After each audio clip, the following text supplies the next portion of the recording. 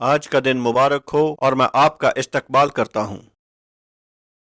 عزیزو، اگر آپ خدا کے کلام میں دیکھیں یوحنا 8 باب اور 36 آیت، پس اگر بیٹا تمہیں آزاد کرے گا تو تم آزاد ہوگے۔ کتنی خوبصورت آیت ہے۔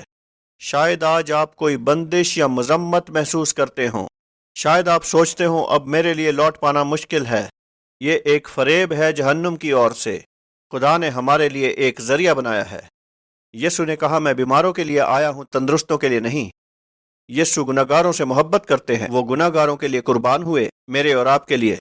پر ہمیں جو آزاد کرتا ہے وہ ہے سچ، اور خدا کا کلام ہی سچ ہے۔ بالکل صحیح، وہ ہی کلام ہے۔ نیو کنگ جیمز ورژن میں اگر آپ پہلا یوحنا 5 باب 7 آیت دیکھیں، لکھا ہے کہ گواہی دینے والے 3 ہیں، خدا باپ اور کلام اور پاک روح۔ اور کلام کون ہے؟ کلام یسوع ہے۔ اور یسوع نے کہا سچائی تمہیں آزاد کرے گی۔ اور سچ کیا ہے؟ سچ خداوند خود ہے۔ آئیے ہم یوحنا کا 8 باب پڑھیں۔ کچھ ایک آیتیں ہیں 30 آیت سے لے کر 36 آیت کے آخر تک۔ یوحنا 8 باب 30 آیت سے لے کر 36 آیت کے آخر تک۔ جب وہ یہ باتیں کہہ رہا تھا تو بہتیرے اس پر ایمان لائے۔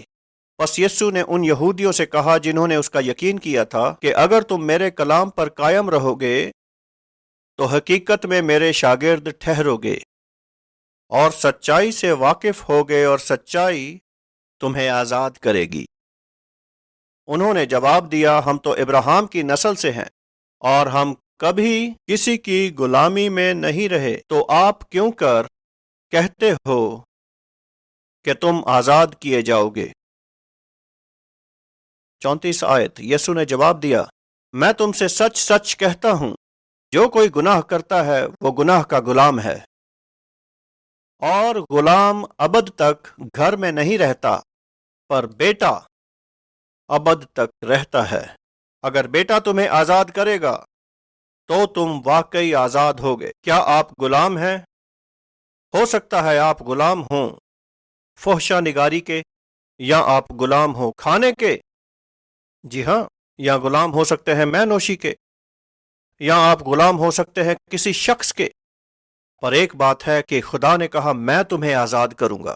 اب میں عام طور پر اس عبادت میں ایسا نہیں کرتا کیونکہ یہ بہت محدود ہے، پر میں آپ کے لیے دعا کرنا چاہتا ہوں۔ اس عبادت میں دعا مانگتا ہوں کہ خداوند آپ کو آزاد کریں گے۔